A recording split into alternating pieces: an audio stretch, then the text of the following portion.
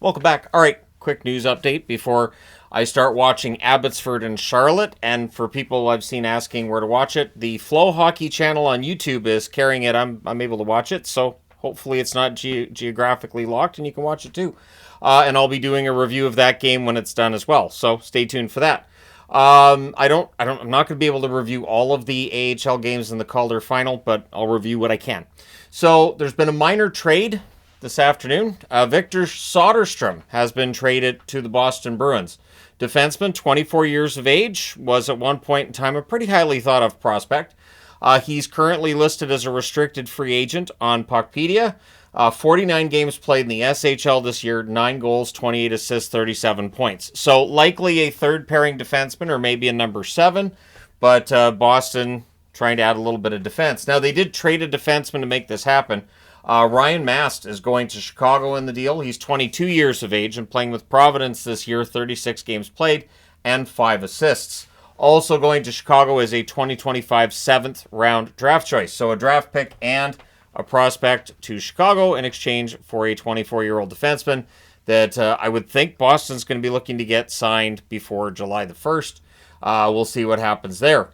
Chris Knobloch confirming what I think anybody who was watching last night's game knew what was going on. Troy Stecher had a gaffe in the game and didn't see much ice time after that. So he was benched, not injured. I would think Stecher probably comes out of the lineup for the next game. Klingberg probably goes back in, but we'll see. When you win a game like that, it's tough to change the roster around, but it does show that Edmonton was playing most of that game with 5 defensemen. So I felt bad for Stecher. Yep, that was definitely a gaffe on that turnover, but Chris Knobloch's done a good job with the Edmonton Oilers, clearly, because they're in the Stanley Cup Final and the series is tied at 2. So we'll see what happens from here. Boko Imama has signed an extension with the Pittsburgh Penguins, so they're on the board again. It's a 1-year extension. It's the league minimum, $775,000. It does look like it's a one-way deal, though, so that's a victory for them. And they've signed Fernstrom to his entry-level contract. This is noteworthy because Fernstrom is the prospect that they acquired from the Vancouver Canucks in the trade where O'Connor and Marcus Pettersson go to the Vancouver Canucks. They both signed extensions, of course. Fernstrom was drafted last year by Vancouver and is seen as a pretty good prospect. So we'll see if Fernstrom ends up in the AHL this coming season and what his stats look like there. But could be a good pickup here for the Pittsburgh Penguins, who did their best to get a little bit younger and add some prospects and draft picks during this past season. So teams are doing pretty well in the NHL, and I think we'll get a good idea of what the financials are. I'm thinking the league's got to be in that $7 billion range. That's been the rumor anyways. And teams took in a record this year of $1.5 billion just in sponsorship deals. Apparently, I think I saw Nashville at 141 of them. So a lot of sponsorship deals, and revenues up 9% from where they were last season and up, I think, 20% from where they were 2 years ago. So, yeah, sponsorships are working, and this is jersey ads, the ads on the helmets, the ads on the boards and home arenas and all that. It's a lot of money, and the NHL is making some good cash right now, and this is why we're going to see the salary cap go up. All of the discussion, I keep seeing people saying, well, you just never know, it may drop, and the NHL is probably making the most it's going to. But no, these numbers keep going up. So as long as they're still going up, everybody's going to be happy. I wanted to talk a little bit about this. Actually, we'll come back to that. We'll come back to the text in blue at the end of this. So Tuesday, June 24th, the first 3 rounds of the PWHL Draft will be on TSN starting at 7 o'clock Eastern, 4 o'clock Pacific.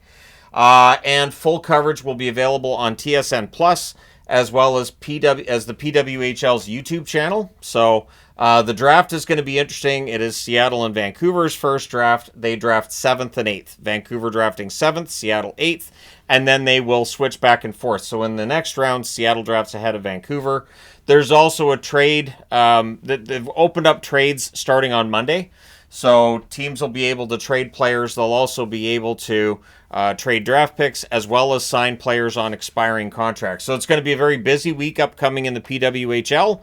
We'll see how much attention that generates considering how exciting this Stanley Cup Final's been, right? And there's the AHL Final as well. If you want to watch the PWHL Draft, there you go. So last night's game in Florida, there's been some attention paid to the stars that were in the audience. Harry Kane was apparently there. He's a famous soccer player from Europe, of course. Taylor Swift and Travis Kelce, of course, were there in attendance. And we know that Taylor Swift definitely helped the NFL out. She generated money just by being at football games. It's a little different with hockey games because there's always stuff going on. Like football, you'll have like a play and then you have like 8 minutes before the next one, so you can focus on the crowd a lot. Hockey doesn't really have that because there's stuff happening, but it will be interesting to see if the NHL leans into this at all. I know people don't like it. I know there's people who aren't going to like it. I get it. And that's why I didn't talk about it at all in last night's review. I was like, nah. But from a National Hockey League perspective, it would make some sense for them to lean into it. For instance, anytime Tate McRae is around anything NHL related, they post that online. And the funny thing is, as a hockey fan, I'm like, I don't even know who Tate McRae is. So I listen to her music. I'm like, hey, it's not too bad for today's music. It's a little bit overproduced for my liking, but all pop music's overproduced by my standard at this stage in life. But yeah, let me know your thoughts. Do you think that like celebrities coming out to games can help with that, or do you think that that's just that's not going to help? It does bother me when those celebrities take time away. So there are NHL broadcasts where a celebrity in attendance will go and go, hey, what do you think of the game? What do you think of hockey? And it's like, no, let's not do that during the play. In between periods, sure, but not during the play. I'd rather that wasn't during the play. But let me know your thoughts in the comment section below. Hit like and subscribe if you haven't done so already. And, I mean, there's always been Hollywood tie-ins when, the LA Kings play. Various teams play. The Rangers have had celebrities at their games forever. But it is something that's noteworthy. I don't think that's going to affect any of the viewership at all. But could it? Like, I don't think so. But again, I'm old. I'm out of touch. Who knows? Maybe. I still think this jersey's cool, so what do I know? All right, thank you guys so much for watching, for all your support. Hit like and subscribe if you haven't done so already. Thank you guys so much for all your support as always. And looking forward to the Abbotsford game, win or lose. Not really concerned one way or the other. It's just fun to watch the players play. So thank you guys so much for all your support. I will talk to you again soon.